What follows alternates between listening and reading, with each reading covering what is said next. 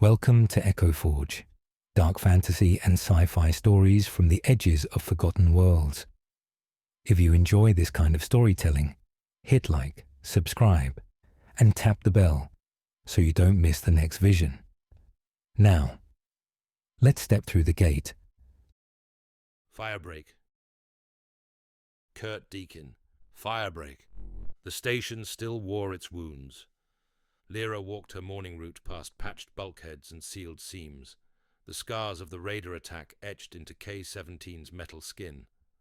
Paneling that had once been a uniform dull grey was now interrupted by darker replacement plates and temporary braces. Heat scoring reached out like charred fingers along one section of corridor where a breaching charge had gone wrong, thanks in part to a certain engineer's meddling. The lights hummed with their usual blue-white steadiness now. The air tasted faintly of ozone and industrial sealant. Emergency sirens were blessedly silent. Her boots sounded their familiar rhythm on the deck. Same path, different station. "Morning, Officer Teth," a Trivan merchant called as she passed. Lira gave a short nod. "Morning." She registered the subtle way people watched her now. It wasn't just the respect they'd had before, the quiet acknowledgement that security made things work. This was sharper, grateful, curious. They knew she'd been at the center of it when the raiders had come. They also knew, even if they didn't have details, that the station should have fared much worse. Most of that was Jax. She wasn't sure how she felt about that. Her patrol finished on schedule. No fights, no smugglers dumb enough to try anything this soon after an attack, and station time rolled over into the part of the day Lira had started to think of as Jack's hour.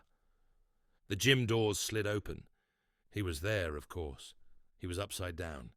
He hung from the pull-up bar by his knees, shirt sliding toward his shoulders, doing sit-ups in defiance of both dignity and proper safety guidelines. A faint sheen of sweat glowed on his skin. Every time he curled up, the muscles across his abdomen and chest shifted in clean, efficient lines. Lira paused in the doorway. This was fine. Normal. She was a professional. 3 more, Jax was muttering to himself. Then coffee, then possibly regret. He spotted her and extended one hand toward the ceiling in a lazy wave, still upside down. "Hey, officer," he said. "You're just in time to witness my poor life choices in progress." "You are going to fall on your head," Lira said. "That's the spirit," he replied. "Believe in my failure. It fuels me." She moved past him to the lockers, forcing her gaze elsewhere.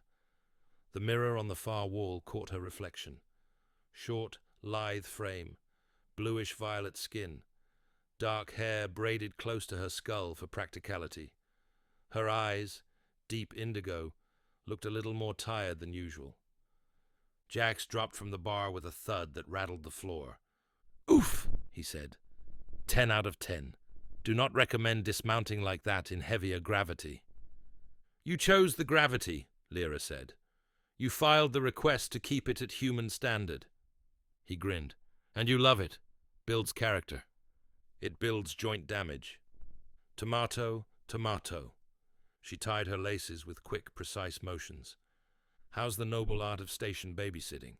Jax asked, grabbing a towel. "Any more attempted arm-biting incidents I should know about?" "None," she said. "The only person violating safety protocols this week is you." "Ah," he said. "Truly we live in an age of miracles."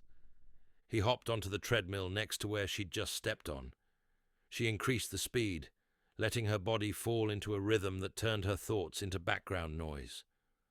For a few minutes, they ran in silence. The soft thump, thump, thump of their footfalls and the whir of machinery filled the gym. Then Jax spoke, because of course he did. "Got a ping on the outer sensor grid last night," he said. "Something interesting."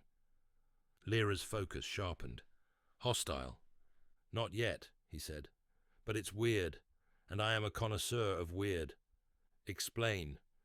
"In technical terms," he said, "there's a thing out there that shouldn't be able to exist without more paperwork." "Jax." He sighed. "Fine. Long-range passive array picked up an object in a synchronous drift with the station. No normal drive signature. No heat plume worth mentioning. It's just there. Quiet. A derelict? She asked. Nope, he said. Derelict, still blackbody. This thing is so power efficient it might as well be hypothesis. She frowned, ramping up the treadmill speed another notch. You are suggesting it's stealth capable at a level beyond local tech. I'm suggesting, he said lightly, that if it were local, I'd be both impressed and offended they didn't invite me to help build it. Her pulse picked up, and not just from the run. Is it like your people's ships? She asked. He hesitated. I didn't say that, he replied. That is not an answer. It's an answer-adjacent collection of Jax. He blew out a breath. It smells familiar, okay? Familiar how? In the way a reprimand smells familiar, he said. Look, it might be nothing. Some old autonomous probe. Some weird piece of pre-expansion junk. I'm running a deeper scan once the array cycles. For now, don't panic. I am not panicking, Lira said. I am evaluating threats. Good, he said. Evaluate later. Right now, you're about to trip over your own feet. She realized she had drifted too far forward on the belt. She corrected her stance. It could be related to the stolen dark logs, she said. Could be a coincidence, he suggested. Do you believe that? He chewed his lip as he ran. No, he admitted, but denial is very soothing. Denial is not a strategy. Neither is chronic anxiety, he said. Trust me, I've read the studies. In very boring briefings, with charts. Briefings from your people? She pressed. He pointed finger guns at her, still matching her pace. Nice try. She ground her teeth and pushed herself faster. The thing out there that shouldn't exist without paperwork did not go away. By mid-shift, it had a designation in the sensor logs, Object X 17A. By end of shift, it had migrated from anomaly to concern, at least in the minds of people who had seen the raw data. Lira was one of them. Commander Rahl had summoned her to the small tactical briefing room on Deck 2. The screens showed the gas giant below, the thin ring of the station's orbit, and a tiny, stubborn dot sliding along with them like a remora fish on a much larger host. Velocity match is too clean, Rahl said, tapping the display with a clawed fingertip.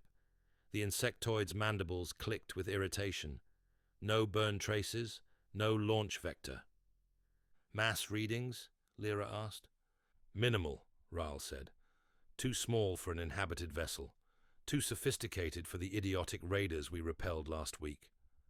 Jax sat slouched in a chair nearby, one leg bouncing, eyes flicking between the screens, and a small handheld device he kept palming and tucking away again.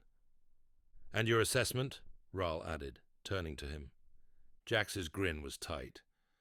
Looks like a sensor ghost with better taste in orbital mechanics than most people I know, he said. If it's a local device, it's the prettiest piece of stealth tech within 6 sectors. And if it isn't local? Rahl pressed. Jax chuckled without humor. Then I'd really like to pretend I've never seen anything like it before. Engineer, Rahl said warningly. Commander, Jax replied, matching tone. Lira watched them, noting the strain in Jax's posture. For all his surface ease, something in him felt wound too tight, coiled. Is the station in immediate danger? Rahl asked. Not yet, Jax said. If it wanted to kill us immediately, we'd already be dust. It's just watching. Rahl's mandibles clicked again. We have had quite enough of unseen things watching this station. Lira thought of Jax's people in their hidden orbitals, observing emerging civilizations. The irony did not escape her.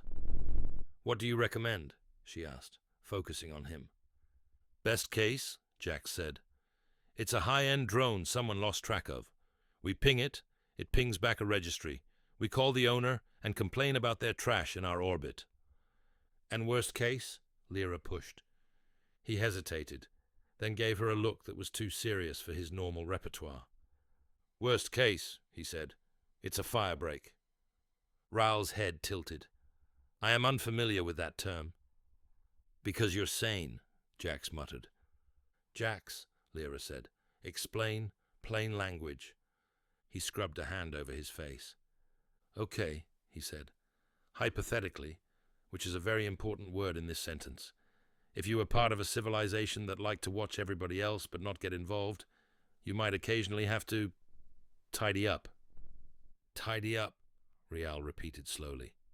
You know, Jax said, if one of your ships screwed up and did something that counted as direct interference according to a very thick ethics handbook, or if someone stole some of your tech, or if some raiders found a dock log that pointed toward an incident you really didn't want locals connecting back to you. Lira's throat went dry. Like archival logs stolen from this station.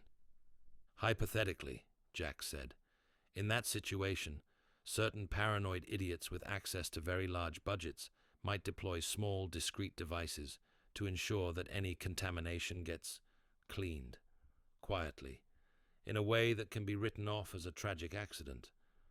Ral stared. Are you telling me that object is a bomb? Not in the simple sense, Jax said. Nothing so crude. Think less boom and more oops. The station's fusion core experienced a catastrophic failure that somehow neatly erased all records and witnesses in a radius of several thousand kilometers. Lira's pulse pounded in her ears. How sure are you? She asked. About 50%, he said. 60, 80. I'm trying to lie to myself and it's not working. Ral hissed through his mandibles. And this hypothetical weapon belongs to your hypothetical people. Yes, Jax said quietly. And no. My people in general would argue something this extreme is only deployed in absolute necessity. Do you agree? Lira asked. He smiled thinly. I think the people who built them don't have to live with the craters. Silence settled over the small room. Outside, Object X-17A drifted along, perfectly matched to K-17's orbit. Waiting. Ral finally broke the quiet. Options? Step 1, Jax said, straightening. We confirm. I can use the sensor array to bounce a very specific kind of ping off it. Something my people's toys are wired to recognize. If it answers the way I think it will, we'll know exactly what we're dealing with. And if it does not answer? Ral asked. Then I will be pleasantly surprised, Jax said. We'll assume it's merely an extremely suspicious piece of junk and treat it as such. Ral's eyes glittered. And if it does answer? Jax shrugged. Then we have a very short time to convince it we don't qualify as contamination. Lira inhaled slowly, steadying herself. What do you need? She asked. His gaze met hers. Access to the primary sensor grid, he said, and your help. Ral made a displeased sound, but inclined his head. You have it, both of you. Do what you must, engineer. I would prefer this station not become a crater today. No promises, Jax said, but I'll give it my best shot. The sensor control room was cramped, dim, and humming with quiet power. Panels showed layered feeds from the long-range arrays, stars, drift paths, background radiation noise. Object X-17A appeared as a stubborn little null spot, a lack, a subtraction in the data. Lira stood at Jax's shoulder as he worked. He was different when he focused like this. The usual lazy sprawl vanished. His posture sharpened. His movements were precise, economical, almost too quick. The joking commentary dropped away, leaving something leaner and more dangerous. Okay, he murmured. Let's see how much trouble I'm in. He pulled a cable from under the console, snapped a small, innocuous-looking device onto the end, and plugged it into a port that had, Lira was quite sure, not existed yesterday. Her eyes narrowed. Is that standard-issue equipment? Nope, he said. Should I be concerned? Yep, he said. But later. He tapped in a sequence, fingers dancing over the interface. A new waveform appeared on one of the auxiliary screens, tight, narrow, encoded. "Jax," Lira said quietly, "is that—" "An entangled protocol handshake keyed to a class of devices my people use for cleanup operations?" he supplied. "Yes, hypothetically." "You told me you left," she said. "That you ran." "Ran, yes," he said. "Forgot everything? No. You tried ditching your entire education. It sticks." "Weapons-grade education," she said. "The best kind," he replied, almost automatically. His face was pale. He hit a final key. "Ping sent," he said. Lira watched the displays. The waveform shot out from K-17's location, mapped in the simplified language of the screen as a pale ring expanding through simulated space until it intersected Object X-17A's position. Nothing. No response. She exhaled in relief she hadn't realized she was holding. "Maybe it's not—" The screen flickered. A return signal bloomed on the feed. It was small, precise, matched to Jax's ping with a neat, terrible familiarity. On another screen, Object X-17A's null signature shifted, its orbit line pulsing faintly. Jax swore under his breath in a language Lira did not know. "That," he said grimly, "is a Firebreak node acknowledging a maintenance channel." Her stomach dropped. "Meaning?" "Meaning," he said, voice tight. "That thing is listening, and it knows somebody just spoke to it in a voice only my people are supposed to have." "Can you command it?" she asked. "Not yet," he said. "These things are paranoid. They need authenticated authority signatures, unique cryptographic tokens keyed to very specific access levels." "Do you have one?" He gave her a look that was almost offended. "You think they hand those out to people like me? I was barely trusted with a maintenance badge." "Then why did it answer?" "Because," he said slowly, "the maintenance channel is how they update local parameters, threat definitions, targets." Lira's skin went cold. "Targets like this station?"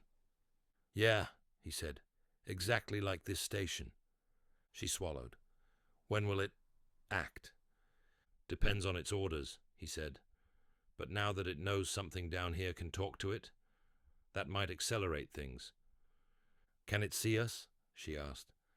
"Not directly," he said. "It doesn't need to. It monitors system telemetry, sensor feeds, reactor behavior, dock traffic, anything that might confirm its internal model of contamination." "And how do we stop it?" He leaned back from the console, rubbing his temples. "In theory," he said, "you need someone high enough in the chain to issue a hard override. Tell it to stand down, reclassify this whole sector as leave alone." "In theory," she echoed. "In practice?" He hesitated. "In practice," he said, "I'd have to call home." Silence pressed in around them, heavy as the gas giant's invisible pull. "You told me," Lira said quietly, "that your people would be angry if they found you down here." "Oh, they'll be furious," he said. "I bailed on a very prestigious, very dull career path to go gallivant around with emerging civilizations. I'm the galactic equivalent of the kid who joined the circus instead of becoming a lawyer." "And if you call them?" she asked. "Best case," he said. "They yell at me, send the override codes, and schedule a nice stern meeting about my future. Worst case, they send something worse than a firebreak." "Worse," she repeated. "A retrieval team," he said, "with opinions." "On you," she said. "On me," he confirmed, "and possibly on anyone I've gotten too involved with." He didn't look at her when he said it. Her jaw tightened. "We have, what, hours?" she asked. "Days?" He checked the orbital data. "Trajectory suggests it wants a specific alignment. My guess? It'll induce a random cascade in our core or in the gas giant's magnetic field when we hit a certain point. That's in 30 standard hours." "30 hours," she repeated. To convince your people not to erase us. He swallowed. Yeah. Lira stared at the little pulse on the screen, representing Object X-17A. How many lives on board? She asked. Current manifest says just under 4,000, he said. Plus, visiting ships, transients, passengers on the liner docking tonight if we don't cancel it. 4,000 lives, she said. And you're hesitating. He flinched. It's not that simple, he protested. If I light up a direct channel, they trace it instantly. They see I've been down here for months, breaking every rule we have. They don't just send override codes, they send oversight. They put this station, this whole sector, under a microscope. Every little war, every crime, every raider attack becomes a moral dilemma on somebody's desk. And that is worse than all of us dying? She asked flatly. No, he said quickly. No, it's not. I'm just not thrilled about the part where they drag me home and lock me in a room. You told me you're tired of watching from orbit, she said. You are here, with us. I know, he said. Then act like it, she snapped. His mouth opened, closed. The hurt that flashed across his face surprised her, sharp and unguarded. I am trying, he said quietly. You have no idea how much I am trying. She exhaled, forcing some of the heat out of her tone. Then we do both, she said. We try to stop it from here. If we fail, you call them, even if it means they take you. He studied her face. You're very quick to volunteer me for martyrdom, he said lightly, but the joke fell flat at the edges. I am volunteering you for responsibility, she said. You did not authorize that thing, but it is your people's weapon. That matters. He looked at the screens again. Okay, he said finally.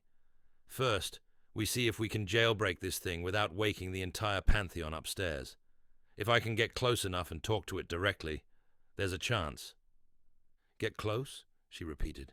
He flashed a small, reckless smile. Field trip. She closed her eyes briefly, then opened them. Of course, she said. Of course you want to fly out to the murder satellite and poke it. Hey, he said, spreading his hands. If you're going to judge me, at least acknowledge my brand consistency. The shuttle Jax chose was technically listed as under maintenance and not cleared for external operations. He patted its dented hull affectionately. See, he said, nobody will miss it. Lira eyed the scorch marks around the port thrusters. Why is it under maintenance? It experienced a minor incident, he said. Define minor. There was a miscommunication between the pilot, the docking computer, and several very stubborn cargo containers, he said. Look, it still flies. Has it flown since the incident? She asked. Not in a straight line, he admitted. But that's what I'm for. She took a long, slow breath. We do not have time to requisition another shuttle, do we? He checked his wrist. Not unless we want to cut our timetable down to hope the Firebreak is having a nap when we get there. Fine, she said. I'm going with you. He blinked. Obviously. You didn't even pretend to argue, she said, surprised. What? And tell the station's most terrifying security officer to stay home while I go joyriding toward existential obliteration, he said. I'm reckless, not stupid. She stared at him. What? He asked. Was that not the right thing to say? It was acceptable, she said. High praise, he murmured. They suited up in light vac gear, more a precaution than necessity, since the shuttle was supposedly spaceworthy. Lyra's suit hugged her frame, the dark material making the faint bluish sheen of her exposed hands and face stand out more starkly. Jax's suit looked like it had been tailored wrong for someone slightly broader than he was, but he wore it with the same casual confidence as everything else. Checklist, she said, as they sealed the hatch. Engines, temperamental but functional, Jax said, flipping switches. Life support, working, hull integrity, mostly intact. Pilot, devastatingly handsome. Co-pilot, armed and easily offended. I am not easily offended, she said.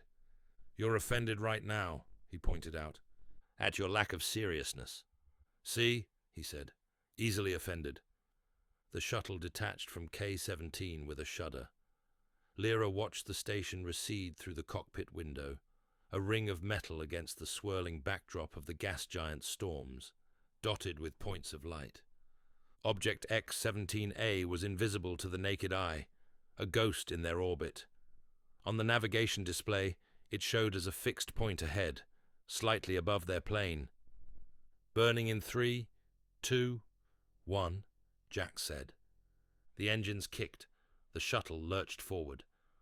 Acceleration smooth, he reported. No unexpected spins. I'd like you to appreciate how rare that is for this particular bucket. I am appreciating not dying, Lira said. Good, he said. We'll make a thrill-seeker out of you yet. You are a walking hazard report. And yet, he said, you keep hanging out with me. Fascinating. She looked out at the stars to avoid looking at him. As they closed the distance, Object X-17A resolved on the shuttle's sensors. On the screen, it was a small, angular thing, no more than 20 meters across. Its hull swallowed radar and emitted almost nothing in return. A faint, controlled heat signature suggested internal systems sipping power with surgical restraint. It's smaller than I expected, Lira said. That's the point, Jax replied. Anything bigger would be illegal, even by our standards. What does it look like? She asked. Like a rock that went to finishing school, he said. All smooth facets and no obvious seams. The last thing you see before your reactor decides to have feelings. He eased the shuttle closer, hands steady on the controls. Okay, Firebreak, he murmured. It's just you and me now, and Lira, who will shoot you if you misbehave. I cannot shoot a satellite, Lira pointed out. Not with that attitude, he said. They drifted into what Lira assumed counted as close range for something this dangerous. Her muscles tensed automatically, expecting a blast, a beam, a sudden catastrophic event. Nothing happened. The Firebreak hung there, a piece of engineered absence against the stars. Is it ignoring us? She asked. Oh, it sees us, Jax said. It's just waiting to see if we cross a line it cares about. And what line is that? He glanced at her. Breathing. Her jaw clenched. You are not helping. Sorry, he said. I default to humor in times of extreme stress. I had noticed. He took a breath, then unstrapped and floated carefully toward the rear compartment. Where are you going? She demanded. Access to the external transmitter, he said. I need to interface with it directly. The shuttle's standard comms are too conspicuous. That sounds very much like open the door near the murder satellite, she said. Relax, he said. We're not going for a walk, just extending a little antenna. Jax. Trust me, he said. She did. It was infuriating. He returned a few minutes later, hair slightly more disheveled than before, a thin cable snaking from a port in the rear wall to the console. Okay, he said. We're plugged into a low-emission directional link. Minimal chatter. If this thing gets suspicious from that, it was going to kill us anyway. Comforting, she said. You say that like it's not, he replied. He brought up a new interface, one Lira didn't recognize at all. The symbols were sharp, angular, nothing like galactic common script. Your language? She asked. One of them, he said. This is the one we use when we want to argue about ethics and nuclear containment fields without being misunderstood. Useful combination. You'd think so. He typed, hands slightly shaking. What are you saying? Lira asked. Identifying myself as a maintenance process, he said, using the same channel as the earlier ping, but with a different mask, asking for status. The reply came almost instantly. Lines of text flowed down the screen, dense and clipped. Lira couldn't read the words, but she read the tension tightening Jax's shoulders as his eyes moved over them. Well? She asked. It's in active watch mode, he said. No hard trigger cued yet. It's flagged this system as possible contamination zone. It's been waiting for a confirming event. Confirming event like raiders stealing dock logs that point to your people. Exactly, he said. Or a local engineer suddenly speaking a language it recognizes. Her blood ran cold. So contacting it was both necessary and very, very stupid, he said. Welcome to my brand. Can you convince it this is a false positive? She asked. He chewed his lip, reading more. It wants higher-level credentials. It's treating us like a compromised node. If I push too hard without those, it'll assume we're part of the contamination and clean us as well, just to be safe. I am beginning to hate your people, she said. Get in line, he muttered. He typed something else. The Firebreak answered with a shorter, sharper burst. Jax's face drained of what little color it had. What? Lira asked. It just escalated its internal alert level, he said. It thinks we're trying to tamper, which, to be fair, we are. What does that mean? It means, he said, our 30 hours just became less. How much less? He checked a line of text. 6, he said. Lyra's stomach lurched harder than the shuttle ever had. 6 hours until it triggers something, she asked. Until it initiates a cascade sequence, he said. After that, there's no calling it off. It'll ride our systems down into the gas giant's magnetosphere, induce a nice, plausible microflare, and poof. She stared at him.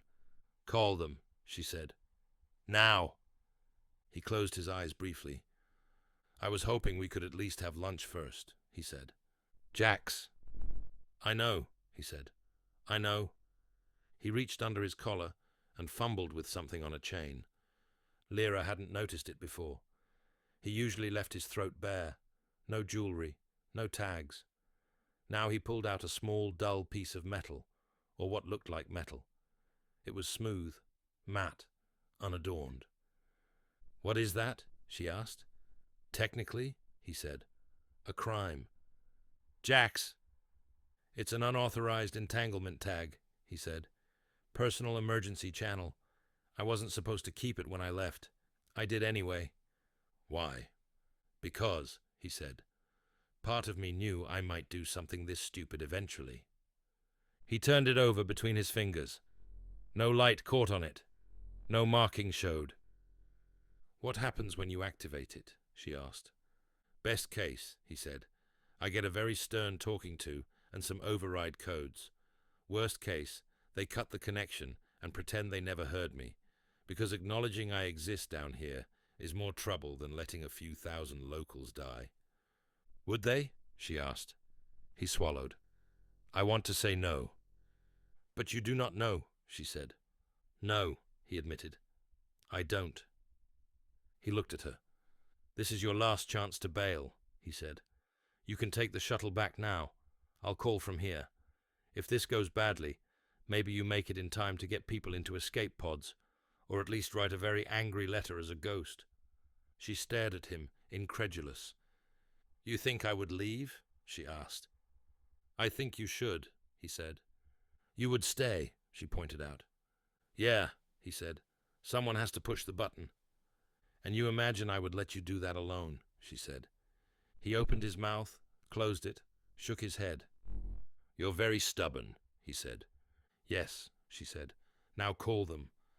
He laughed once, a short, helpless sound. Lira? Yes? Thanks for not making me be noble by myself, he said. Stop stalling. Yes, officer. He took a breath, pressed his thumb against the tag, and whispered a few sharp syllables in the same angular language as before. For a heartbeat, nothing happened. Then the console flickered.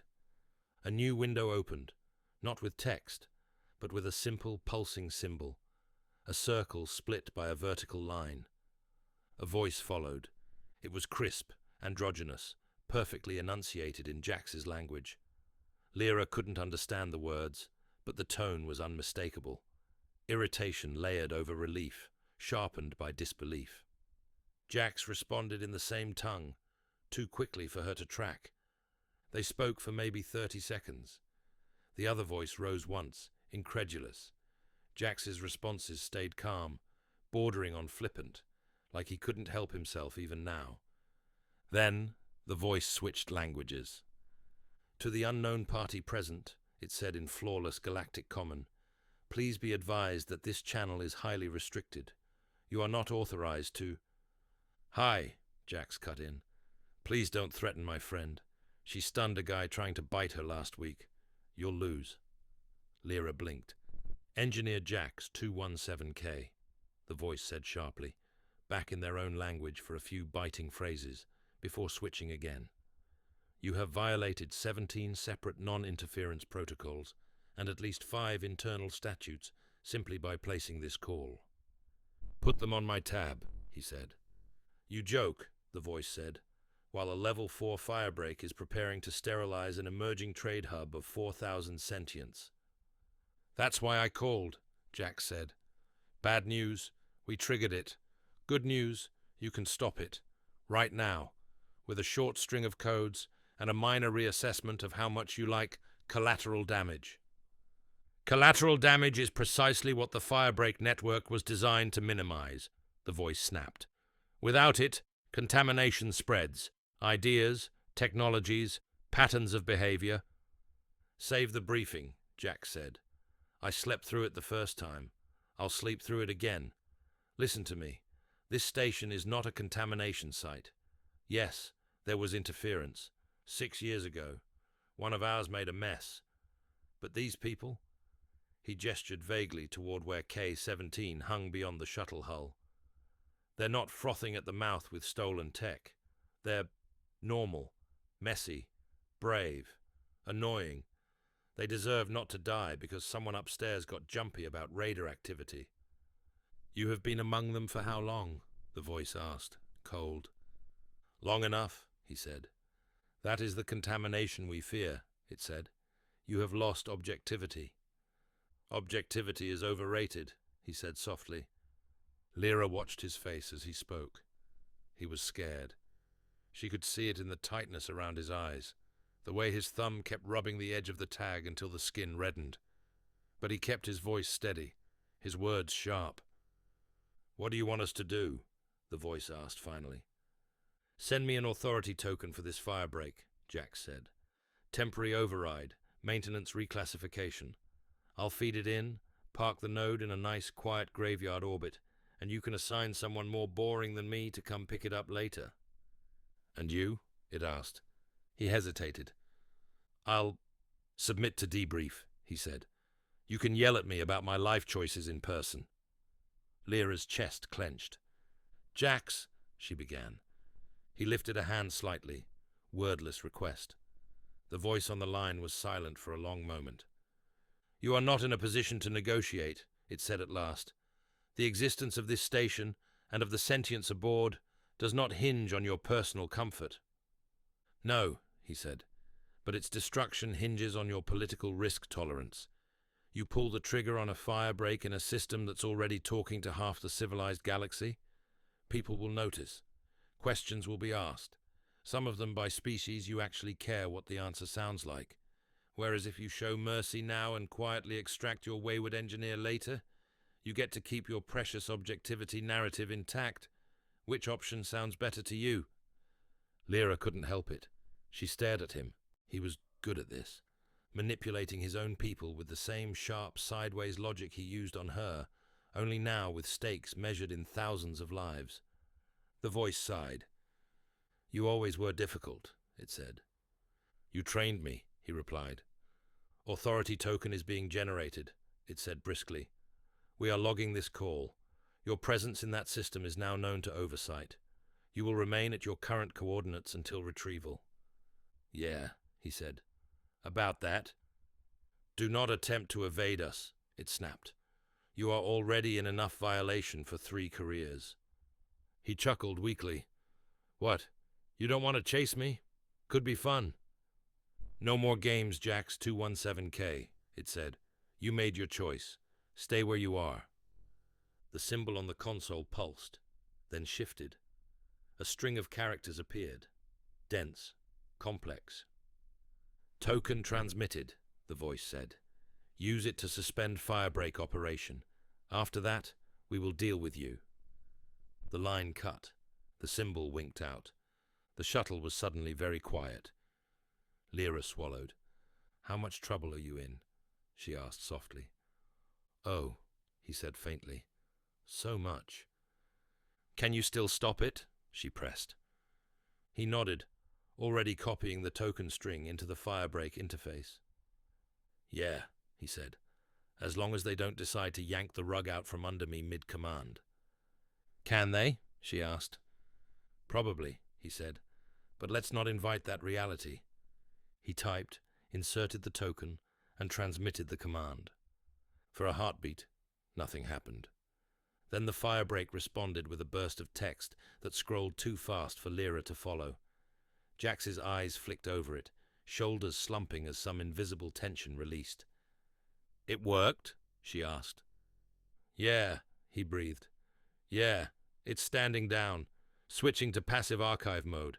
No cascade sequence, no tragic accident. It's just going to sit there and sulk until someone comes to pick it up. Lira sagged back against her harness, muscles shaking. K-17 lived. The station would continue to hum and creak and patch itself together, unaware how close it had come to becoming a footnote. She looked at Jax. He looked wrecked. Relief warred with dread on his face. His hands still trembled slightly. You did it, she said. Yeah, he said, and in doing so, I just painted a very large target on my back. She studied him. We go back, she said. We tell Commander Ral there was a threat neutralized. We will need a cover story. That part's easy, Jax said. Engineering anomaly, rogue microsatellite, spooky but vague language. People eat that up. And your people? She asked. He laughed once, bitterly. They know exactly where I am now. They'll send a ship, small, unobtrusive. You won't even see it if they don't want you to. They'll ask me to come home. And you? She asked. He looked out at the stars, the unseen presence of the Firebreak hanging somewhere beyond their hull. I don't know, he said. She frowned. You just saved 4,000 lives at the cost of your freedom. That seems unbalanced. Welcome to my culture, he said. We're big on unbalanced equations. She unbuckled, floated a little closer, catching herself on the back of his chair. Jax, she said quietly, when we first spoke of your people, you said you were tired of watching from orbit, tired of rules that keep you distant. Yeah, he said. You think they'll let you forget this? She asked. You think they will send you back down after they drag you home? He flinched. No, he admitted. They won't. Then you already chose, she said. You chose us. He met her gaze, grey eyes raw. Lira, he said. I can't outrun them forever. Their toys make that Firebreak look primitive. If they decide to come collect me, then we will hide you, she said, echoing her promise from the raider attack, feeling it sink deeper this time. He laughed weakly. You keep saying we, like this station stands a chance against my people. It does not, she said, but you are still here, and you are very good at throwing tools in the right direction. His mouth twitched. That's your plan? He asked. Hide me behind the cargo crates and hope the galactic parents don't look under the bed? It's better than sitting here waiting, she said firmly. We go back. We fix what we can fix. If your people come, we handle it then. Together. He stared at her for a long moment. You're really not scared of them, are you? He said quietly. I am terrified, she said, but I am more angry. He huffed out a breath that might have been a laugh. Dangerous warmth, he murmured in his own language. The phrase rolled strangely in her ears. What? She asked. Nothing, he said quickly, switching back. Just an old phrase. For people who make bad ideas seem like the only reasonable option. You are describing yourself, she said. Maybe, he allowed. Come on, Let's go home before someone notices we took the shuttle joyriding. They returned to K-17, a battered little shuttle sliding back into a docking cradle like nothing unusual had happened. The station accepted them with a shudder and a hum. Air cycled through the lock. Gravity took hold. Commander Raal listened to their report with narrowed eyes and twitching mandibles. "You are telling me," the insectoid said slowly, "that you detected a rogue microsatellite in synchronous orbit that could have, under certain circumstances, induced a catastrophic systems failure, and you neutralized it." "Yes," Lira said. "Using unauthorized equipment," Raal added, turning his glare on Jax. "Like all the best fixes," Jax said. "The satellite was piggybacking on our sensor feeds. I severed the connection, forced it into a safe drift pattern. Someone in the distant past did not like us enough to leave junk in our sky." Raal's mandibles clicked in a way Lira had learned meant, "I know you are lying, but I cannot prove it in a way that would pass a hearing." "In future," Raal said, "you will inform me before leaving the station in an unapproved shuttle to address existential threats." "In future," Jax said, "I will try very hard not to have existential threats sneak up on us in the first place." "That was not an answer," Raal said. "It was answer adjacent," Jax replied. Lira pinched the bridge of her nose. "Commander," she said, "the anomaly has been neutralized. Whatever its origin, it no longer poses a threat. That is what matters." Raal regarded her for a moment. "You trust him greatly," he said. Lira's jaw tightened. "He has earned it." Raal made a low, chittering sound that might have been amusement. "Very well," he said. "For now, I will have my own technicians comb the logs. If I find anything concerning, we will speak again." "I look forward to it," Jax lied. "Dismissed," Raal said. They left the office together. Outside, the hallway felt strangely narrow. Lira was acutely aware of the station around them, the people walking the corridors, the muted thrum of the reactors, the quiet lives that had almost been erased without ever knowing why. Jax walked beside her with his hands shoved into his pockets, gaze fixed on some middle distance. "You handled Raal well," she said. "I lied to him," Jax said. "You omitted strategically," she corrected. "There is a difference." "Only in polite company," he said. Their path took them past a viewport. Lira paused. The gas giant roiled below, bands of color twisting in slow, grand storms. Stars freckled the black beyond. Somewhere out there, invisible to local sensors, a Firebreak node sat in a safe, sulking orbit, waiting for retrieval. And somewhere farther still, beyond any scope K-17 could field, a ship from Jax's people would be aligning on their coordinates. "You could run," she said quietly, not looking at him. "Where?" he asked. "Another station, another sector, somewhere not in their direct path." "They'd still find me," he said. "Eventually. Entanglement tags, Firebreak logs. There are a dozen trails now, and if they don't find me, they'll start looking at where I've been. You, this station. I'd rather be here when that happens." "You would face them," she said. He shrugged one shoulder. "I've been running since I left. Maybe I'm tired." She turned to study him. He looked back at her, and for once there was no joke, no deflection in his eyes. Just exhaustion and something like acceptance. "You know," he said, forcing a small smile, "if they do drag me home, I'm going to be insufferable in the hearings. I told you so in 14 dialects. It'll be great." She snorted. "I believe you." He brightened a fraction at the sound. "There it is," he said. "My favorite noise." "You are ridiculous," she said. "And brilliant," he reminded her. "Yes," she admitted, "and brilliant." They stood there a moment longer, watching the storms below. Then Jax clapped his hands once, the moment breaking. "All right," he said. "Tragedy averted, looming cosmic fallout delayed. I say we celebrate the only way we know how. With paperwork? Lira asked dryly. With the gym, he said. Obviously. Come on, officer. You almost died today. You deserve to complain about my form while I lift inadvisable amounts of weight.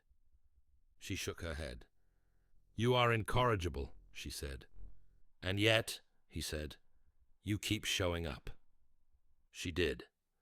That, she thought, might be her worst decision of all, or her best. The gym was quieter than usual. Most of the station was still catching up from the last crisis, repairing, recalibrating, pretending everything was normal. Lira and Jax's overlapping schedules had become their own kind of ritual, a small island of consistency in the chaos. He loaded the bar again, being marginally more respectful of the equipment this time. She stretched, rolled tension out of her shoulders, pretending not to watch the way his muscles moved. Hey, Lira, he said, as he lay back on the bench, gripping the bar. If my people show up and try to drag me away, I just want you to know something. What? She asked. He lifted, arms straining slightly. I absolutely told them you're scarier than they are, he said. She blinked. You what? Gotta manage expectations, he said. If they come in thinking they can push you around, it's going to be very embarrassing for them. Jax, she said slowly, you cannot warn a hyper-advanced civilization about me. Too late, he grunted. Already did. Between threats of collateral damage and begging for override codes, I may have mentioned that you stun people for biting you and throw yourself at raiders twice your size. That is a gross exaggeration, she said. He racked the weight and sat up, breathing heavily. Is it? He asked. She thought of the raiders, of the Firebreak, of the 4,000 lives hanging briefly on Jax's stubbornness and her insistence that he act. No, she said quietly. It is not. He grinned, that same reckless, warm smile that had annoyed her from the first moment and somehow become important. You'll be fine, officer, he said. Whatever comes. You sound very sure, she said. I'm brilliant, he said, and ridiculous, and occasionally right. He kicked his feet out, standing. Now, he added, I'm going to go shower before Commander Rahl finds an excuse to make me crawl through a ventilation shaft as penance. You will deserve it, she said. Always, he agreed. He slung the towel over his shoulder and sauntered toward the door. Halfway there, he glanced back. You coming tomorrow? He asked. She raised an eyebrow. Do you plan to survive until tomorrow? I'll do my best, he said. Then I will be here, she replied. He gave her a small, two-fingered salute and vanished into the corridor. Lira stood alone in the gym for a moment, listening to the hum of the station. Outside, unseen, a distant probe drifted silently, its once lethal purpose disarmed by a few lines of code and an engineer's guilt. Somewhere beyond that, far above them all, a civilization she would likely never see in person argued about protocols and precedents and what to do with one of their own who had chosen to step down into the mud. Here, in the narrow band of K-17's artificial gravity, a security officer from a low-gravity world and a brilliant, ridiculous, not-quite-human engineer had carved out something small and stubborn and real. Dangerous warmth, she thought. She clenched her fists once, feeling the pull of the gravity she still hadn't quite made peace with, and stepped onto the treadmill. Tomorrow, something else would go wrong. Something always did. When it did, she knew exactly who she'd end up dealing with it alongside. And for now, that was enough. Thanks for watching Echo Forge. If this story resonated with you, leave a comment, hit like, and subscribe so the next tale finds you. Share this with someone who loves dark fantasy or twisted sci-fi, and I'll see you in the next world.